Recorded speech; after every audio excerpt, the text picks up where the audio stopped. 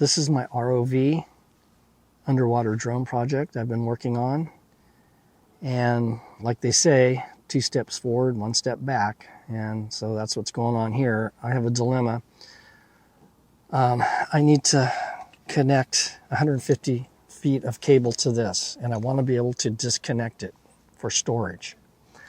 And the cable's going to wind up on this spool here. So I want to be able to disconnect these two. Otherwise, this is going to be too hard to deal with. So it's going to connect to the back of this ROV. The problem is the way I designed this originally is I have an elbow here in the back. This is the back of the ROV. And this is the front. I have lights on it in the front. These are the lights. I got 4 motors, 4 DC underwater motors here with props. So they're just sitting in here right now. They're not attached yet. And so they're going to go in like this. And so what I need to do is I need to attach this electrical connector on the back of the drone here. But this elbow here, it's not going to work. It's not enough room. I could cut a hole in here, but it's not going to fit. It's just not going to work. So I needed to come up with something different. So what I come up with is I got to remove this whole piece here because it's all glued together. This is going to come out. Luckily, the sides aren't glued, so I can pull it apart, take this out. And what I'm going to do is I'm going to rebuild it with this. So it's a cross, 3/4 inch cross with a 1-inch T and a 1-inch elbow. It's going to go like this. Now this part here, I'm going to have to cut this down and move this elbow over this way a little bit because it's not lined up where I want it. So that's going to have to be shortened. And same thing with this side here. I'll probably shorten and bring this in a little. I'm not sure yet. Let me look at it. I can tell. No, this is perfect. This is actually a little shorter than that one. Slightly. By about the half of the width of this. I may have to extend this side out a little bit. But that's doable. It's not a problem.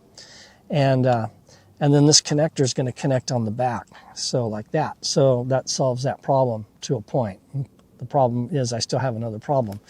And that is there's 4 screw holes that this screws into here. And there's a screw hole in each corner. So there's one here, one here, one here, and one here.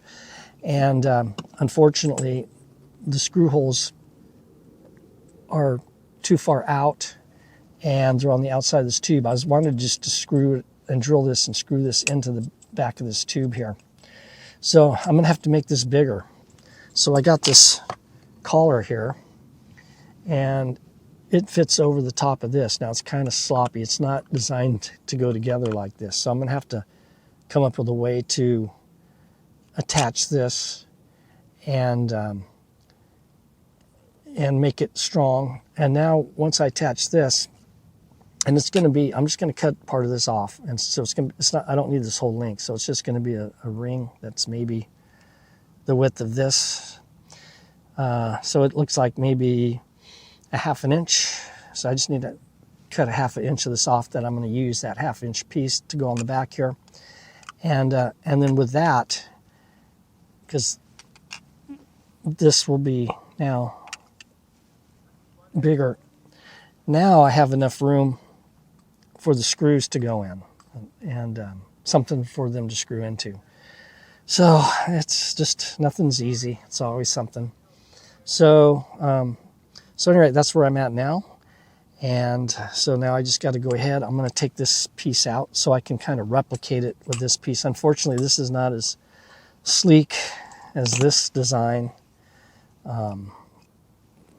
This is more flush. Everything's flush here. This is not going to be flush now. As you can see, I got pieces sticking up like this and like that. So this isn't real flush. It's going to create a little bit of drag, but I don't think it's enough to really cause too much of a problem with the underwater drone. Doesn't look quite as nice, but it'll work. So that's what I'm going to have to do now. And let's see. This kind of works out nice. So these little teak planks kind of going to help me line things up here. So I got I got the space in between each teak plank here, so it's kind of, I can kind of use it to make sure things line up the way I want it. So I'm going to have to make up a decision here. So this is my decision. I'm going to have to cut this T. I'm not going to cut the cross, so I have to cut part of this T off. And I got to figure out how much I want to cut off. And I can mark it, so I need a pen.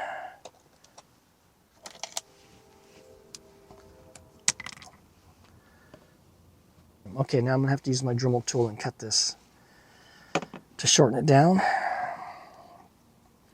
And I think I'll get my vacuum cleaner out so I can catch any dust, even though the Dremel tool doesn't put off very much. I just try to catch as much as I can catch. At least I can keep it contained right to this area of the dust, so it won't go overboard. So I really lucked out when I found this at the hardware store the other day. I kept thinking I need a spool and I want something I can crank and roll the cable up on. And I was thinking one of those things for a garden hose, but they're too big. And there's a really cool little hardware store. It's just a little mom and pop hardware store, but they got a lot of cool stuff. And I looked way up on the top shelf and I saw this thing and I thought, oh man, that's perfect. So hopefully this will work out good to wind the cable up on. And so yeah, I'm real happy with that. And so now I'm going to go ahead and cut this down. I wish these things fit tighter together, so when I glue them, they would be more like how they're supposed to be, but I think they'll work. I'm sure it'll hold. Okay, so always want to wear your safety glasses.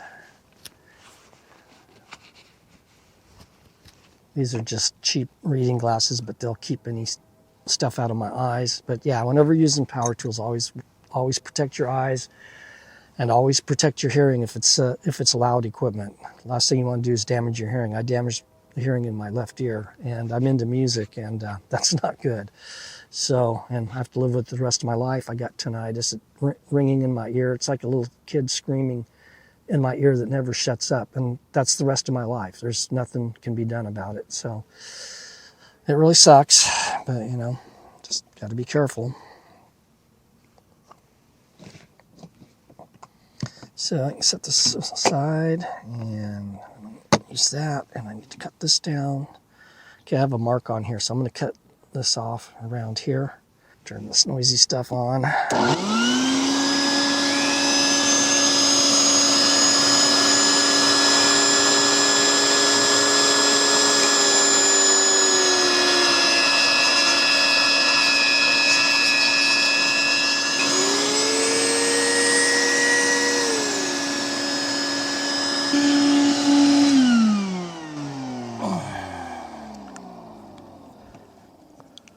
Okay, I think I cut more off here than I needed to. Oh, that's interesting.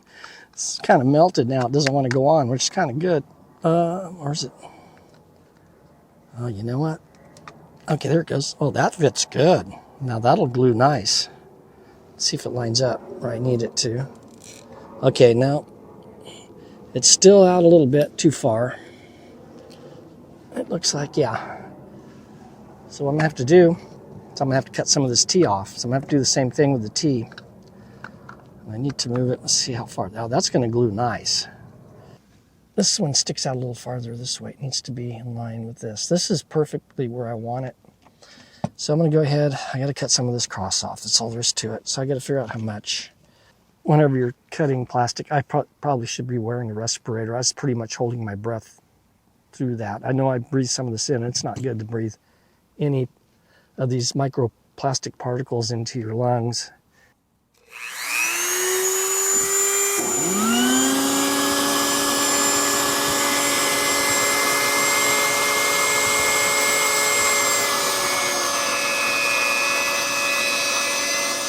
Lost my windscreen for my microphone.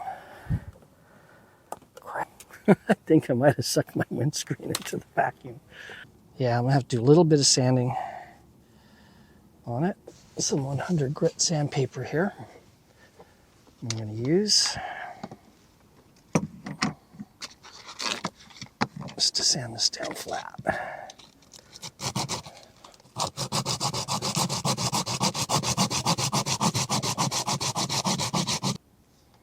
Okay, that looks good. That's about the same. Okay, that's definitely it. That looks good. I can live with that. Okay, so I like things to be nice and straight. Okay, now I got to do this other side, so I got to figure out how far out I need to go.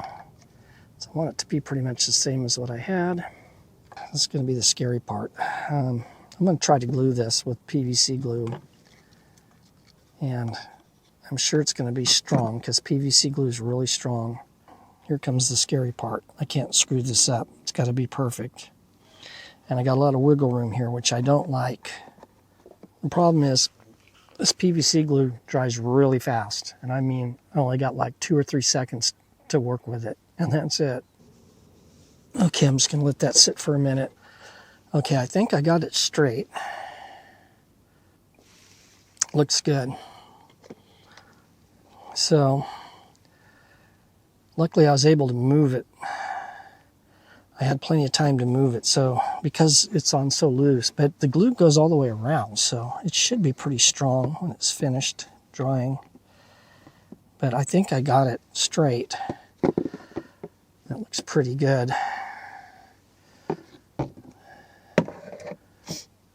That looks good. That looks pretty good. This looks good. That looks good. That looks good. Good. Okay, I think that's pretty close.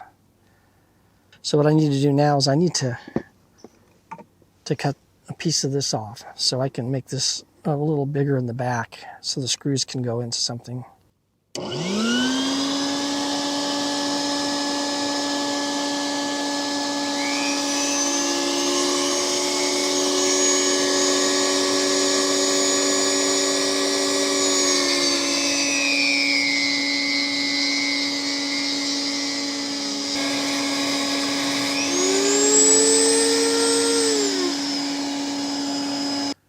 Okay, so I got this all sanded down now, and I put my calipers on it to make sure that it was perfect in thickness this way.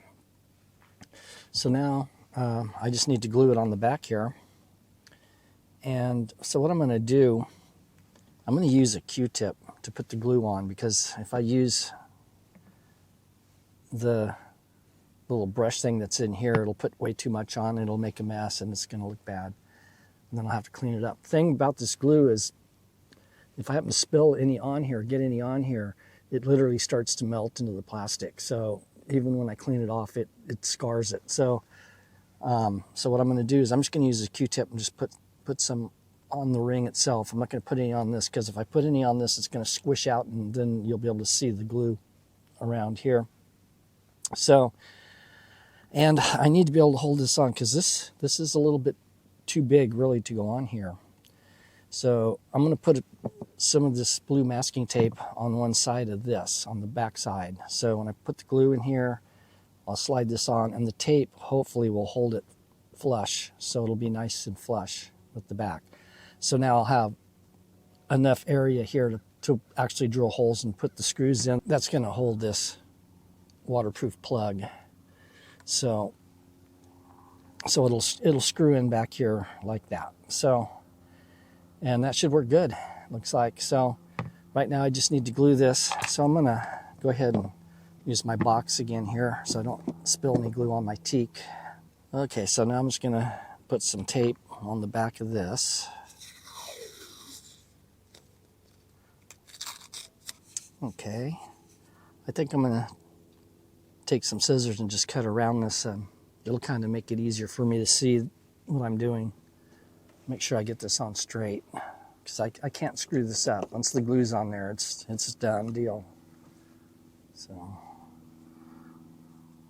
Just gonna cut this around.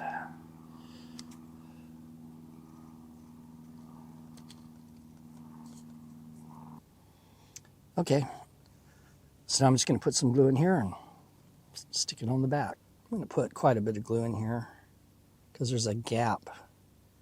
So I can see a problem already. The tape has got glue on it on the inside here, so there's going to be glue on the back of this here. So what I'll probably have to do is when I take this dries, I'm going to have to probably just sand this down and clean it up. So we'll see what happens here. So let's hope this works.